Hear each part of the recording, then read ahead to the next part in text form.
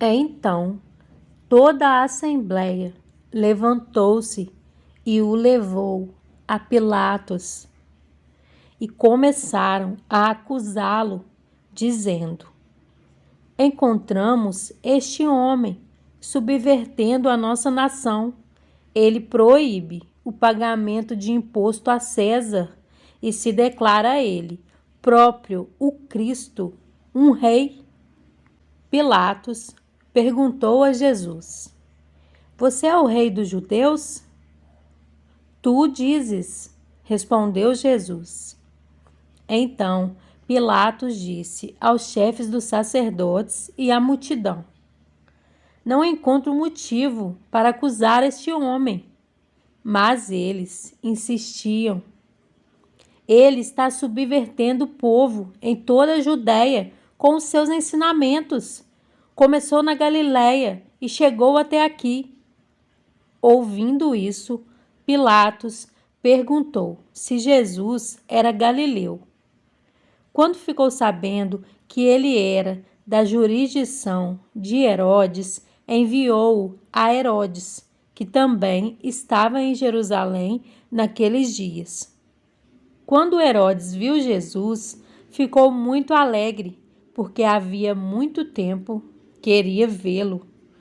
Pelo que ouvira falar dele, esperava vê-lo realizar algum milagre. Interrogou-o com muitas perguntas, mas Jesus não lhe deu resposta. Os chefes dos sacerdotes e os mestres da lei estavam ali, acusando-o com veemência.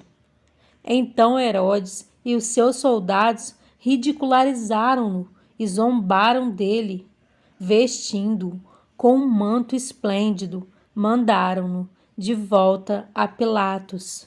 Herodes e Pilatos, que até ali eram inimigos, naquele dia tornaram-se amigos. Pilatos reuniu os chefes dos sacerdotes, as autoridades e o povo, dizendo-lhes: Vocês me trouxeram este homem como alguém que estava incitando o povo à rebelião. Eu o examinei na presença de vocês e não achei nenhuma base para as acusações que fazem contra ele, nem Herodes, pois ele o mandou de volta para nós. Como podem ver, ele nada fez que mereça a morte. Portanto, eu o castigarei e depois o soltarei. Ele era obrigado a soltar-lhes um preso durante a festa. A uma só vez, eles gritaram: Acaba com ele! Solta-nos Barrabás! Barrabás havia sido lançado na prisão por causa de uma insurreição na cidade e por assassinato. Desejando soltar a Jesus, Pilatos dirigiu-se a eles novamente. Mas eles continuaram gritando: Crucifica-o! Crucifica-o! Pela terceira vez, ele lhes falou: Por quê? Que crime este homem cometeu? Não encontrei nele nada digno de morte. Vou mandar castigá-lo e depois o soltarei. Eles, porém, pediam insistentemente, com fortes gritos, que ele fosse crucificado, e a gritaria prevaleceu. Então Pilatos decidiu fazer a vontade deles. Libertou o homem que havia sido lançado na prisão por insurreição e assassinato, aquele que eles haviam pedido, e entregou Jesus à vontade deles.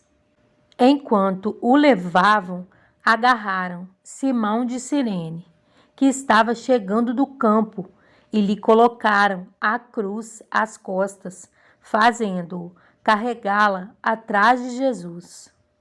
Um grande número de pessoas o seguia, inclusive mulheres que lamentavam e choravam por ele. Jesus voltou-se e disse-lhes: Filhas de Jerusalém, não chorem por mim, chorem por vocês mesmas e por seus filhos, pois chegará a hora em que vocês dirão: Felizes as estéreis, os ventres que nunca geraram e os seios que nunca amamentaram.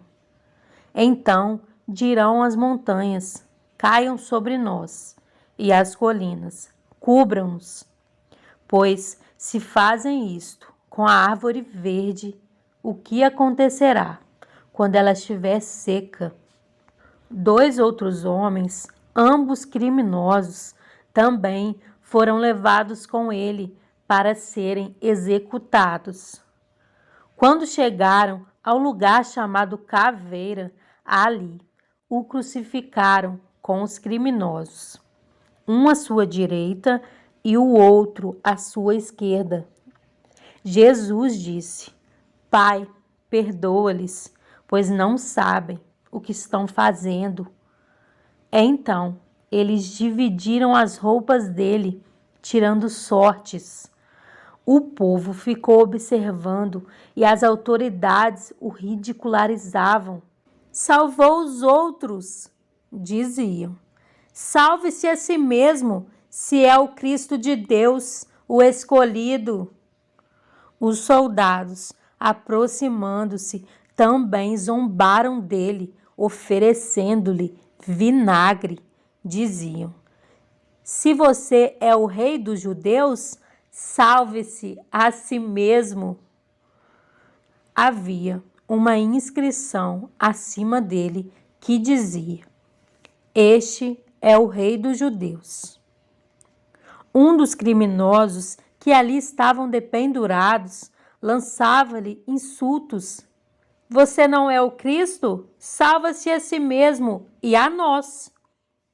Mas o outro criminoso o repreendeu, dizendo: Você não teme a Deus, nem estando sob a mesma sentença? Nós estamos sendo punidos com justiça, porque estamos recebendo o que os nossos atos merecem, mas este homem não cometeu nenhum mal. Então ele disse: Jesus, lembra-te de mim quando entrares no teu reino. Jesus lhe respondeu: Eu lhe garanto, hoje você estará comigo no paraíso. Já era quase meio-dia e trevas cobriram toda a terra até as 3 horas da tarde. O sol deixara de brilhar e o véu do santuário rasgou-se ao meio. Jesus bradou em alta voz: Pai, nas tuas mãos entrego o meu espírito. Tendo dito isso, expirou. O centurião, vendo o que havia acontecido, louvou a Deus, dizendo: Certamente, este homem era justo. E todo o povo que se havia juntado para presenciar o que estava acontecendo, ao ver isso, começou a bater no peito e afastar-se. Mas todos os que o conheciam, inclusive as mulheres que o haviam seguido desde a Galiléia, ficaram de longe, observando essas coisas. Havia um homem chamado José, membro do conselho, homem bom e justo, que não tinha consentido na decisão e no procedimento dos outros. Ele era da cidade de Arimateia, na Judéia, e esperava o reino de Deus. Dirigindo-se a Pilatos, pediu o corpo de Jesus. Então desceu, envolveu num lençol de linho e o colocou num sepulcro cavado na rocha, no qual ninguém ainda fora colocado. Era o dia da preparação e estava para começar o sábado. As mulheres que haviam acompanhado Jesus desde a Galiléia seguiram José e viram o sepulcro e como o corpo de Jesus fora colocado nele.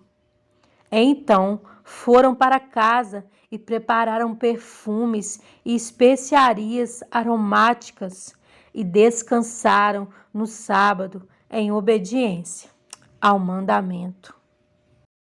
Em João 14, 16 e 17 diz: E eu rogarei ao Pai, e ele vos dará outro Consolador, para que fique convosco para sempre, o Espírito da verdade, que o mundo não pode receber, porque não o vê, nem o conhece. Mas vós o conheceis, porque habita convosco e estará em vós.